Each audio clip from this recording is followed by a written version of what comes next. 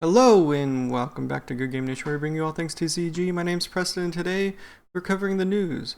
And the news normally consists of updates from X, but as of today we have the most recent card list for the upcoming set of PRB-01, which has all of the art varieties.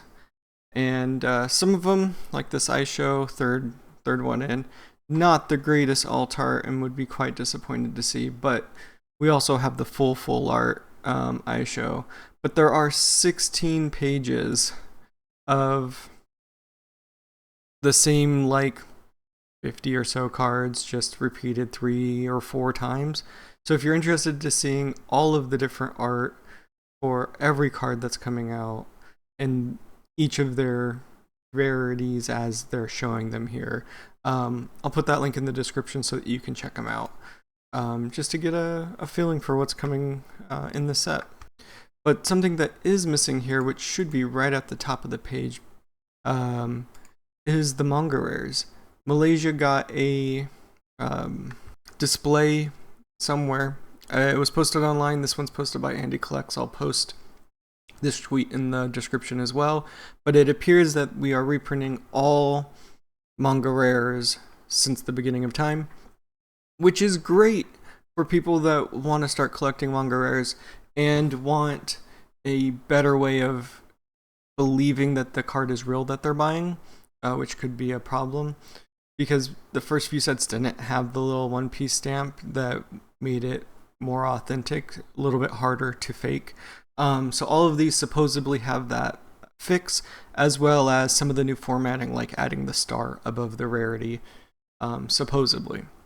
This is the best picture I've seen so far. There might be more out there, and as the set comes out, we will know more. But what do you think about reprinting manga rares? This is the highest value cards that we've had printed so far, and a lot of people spent a lot of money on these cards. Especially Gear 5 Luffy is still extremely expensive as of this recording, and now you potentially have 2 locations to get it. That's not great for the price of the card, especially if it's not distinguishable from the original. Yeah, that could be bad to not be able to tell that it's not the first edition that came out of the actual set. What do you think? Let me know in the comments down below. I'd love to hear what you think about manga reprints. With that being said, we're going to move on to updates. The comments let me know, thank you comments, that I read this completely wrong. His effect says not up to a certain amount, but it says you may return 1 or more of your Dawn cards from play to your Dawn deck, which means that it works perfectly with the Luffy. My first impression when reading it incorrectly was that it wouldn't, and after getting that comment and re-looking at it, you could return 1 Dawn if you so choose, but you could also return 2, which would trigger your Luffy's effect to be able to bring Dawn back from your Dawn deck, which is great. And I'm glad that the comments came through and let me know that I was wrong, which is getting me to look at all of the purple cards from now on a little bit closer, because the effect is different and it's not using like the pretty icons. I think they could have done different here, but that is the sanji. It is better than I expected because I read it completely wrong. And thank you, comment section. I appreciate that. Moving on to our first new card of the week, we have about 5 or 6 here to get through.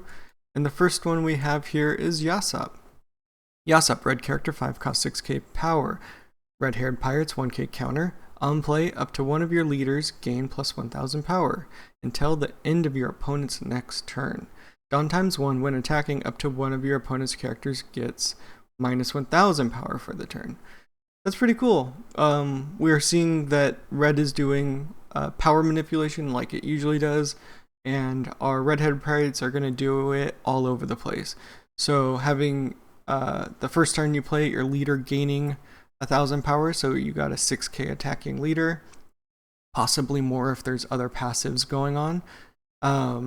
And then the turn that he attacks, your opponent's characters lose 1,000 power, which is going to be super helpful for getting over blockers. Maybe you select their high-powered blocker. Now it's easier and harder for them to defend that character so that they don't get another blocker the next turn by just saving him by countering out.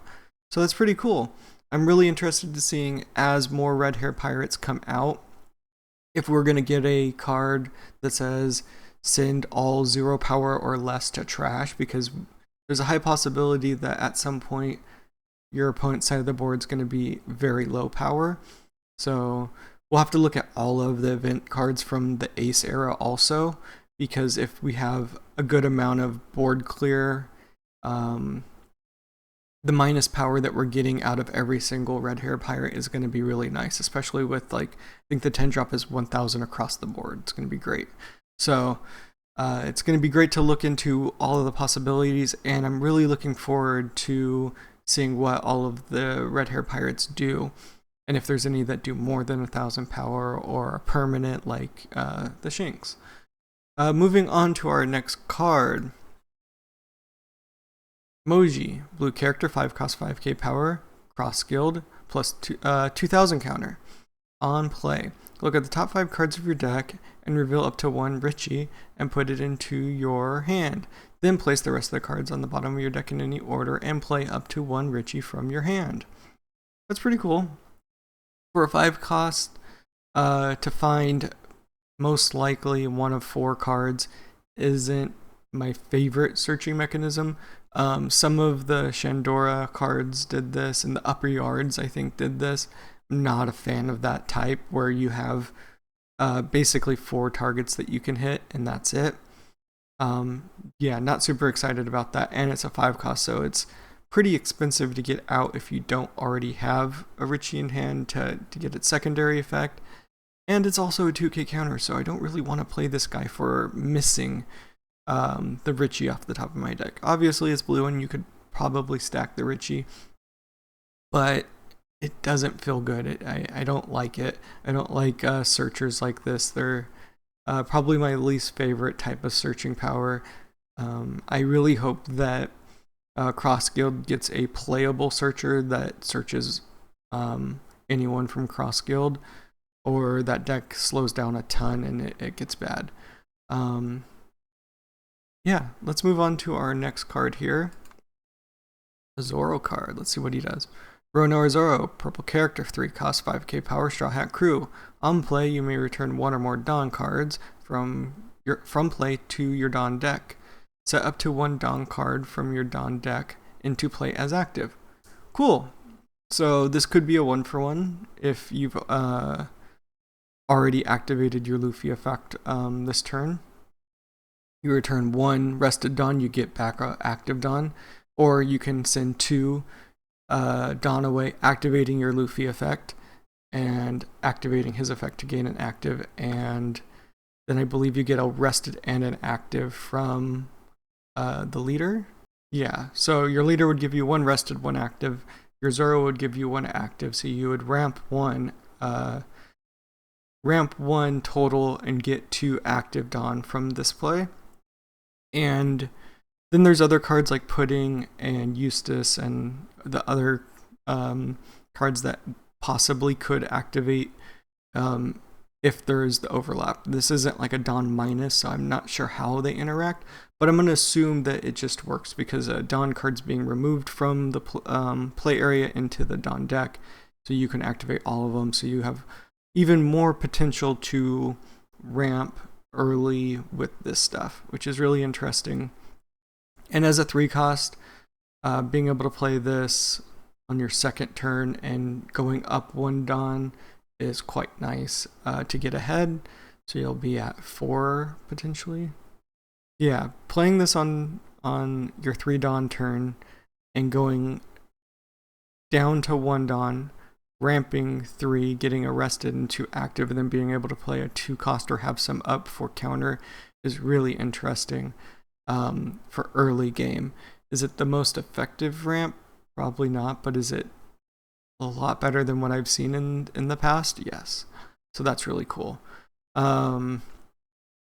Yeah, I'm a big fan of what they're doing with purple. They're finally getting it. I think purple has been behind for so long, and then red purple laws and the three captains in the red purple decks really changed the narrative for purple, and now we're getting really good purple cards, I think, that are, I mean, better than they have been, but I don't know if it's dominant. We still have a huge problem with red purple law, and I mean, even a lot of the black leaders are still really, really good because they just have so many options that are cohesive.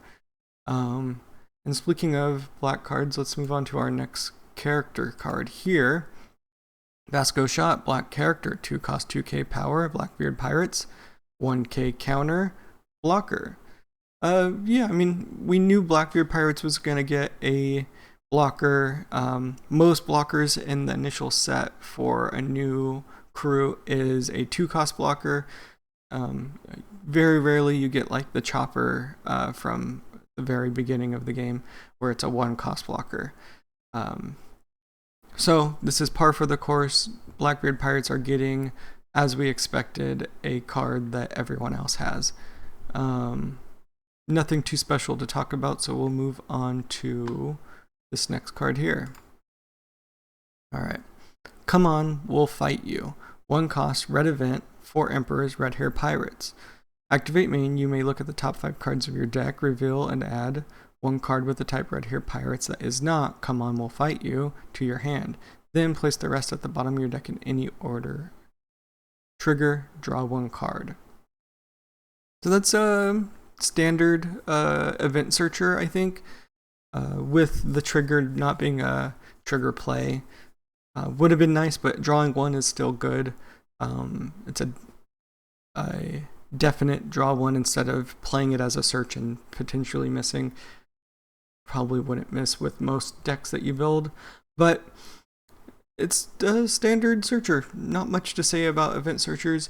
Only some archetypes actually play their event searcher, even though most decks have an option to play them. It just depends on how fast you need your deck to be. For this not to be a character on board that can then swing, that's what I've seen most people doing, is they just want to play the character searcher instead. But this is available and it's only a 1 cost, so it just depends on deck speed and if it's necessary in the meta. Let's move on to our last card here. Don Quixote Rocinante. Green character, 3 cost 4k power, Odyssey, Navy, Don Quixote Pirates, 1k counter. Blocker. When your opponent attacks, once per turn, set this character as active. Okay, so that's super interesting. I'm blanking on the timing of events, but let's say on opponent's attack, this card is rested. You can stand it to active, and then you have an opportunity to then block with it. Which is, I mean, pretty good. I like the idea of being able to attack with a card and then being able to block with it. And then there's the weirdness of if your opponent chooses this card as a target, when you activate its effect, it goes to active. I believe the attack still goes through into Rocinante, even though he's active. It doesn't nullify the attack. But that kind of defeats the purpose. If they're attacking into it, there's no real point to activate his effect. He's already getting, he's drawing attention away as a blocker already. So if they attack into Rocinante, you don't need to activate his effect to make him a blocker. He already is. He's doing his job. The only thing that I would say is if he's getting attacked into and you have a second blocker on board, you could always restand Rocinante, block with your second blocker, and then now you have a blocker still active to block again. Trying to think of other crazy scenarios. He's already active, you block with him, you counter out. They attack again, you restand, you block again. That's pretty cool. We'll have to see if people actually like this character for playing it in their decks. He has Don Quixote Pirates, he has Navy, and then he also has the Odyssey type. Obviously, this ability is revolving around the Odyssey type, where they always come in as rested. So to be able to block the first turn you play him, he has to be restood.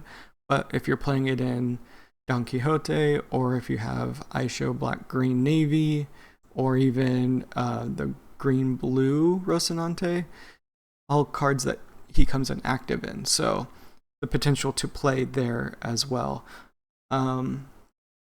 It's an interesting card because it has a very interesting effect, even though it's very minimal in wording.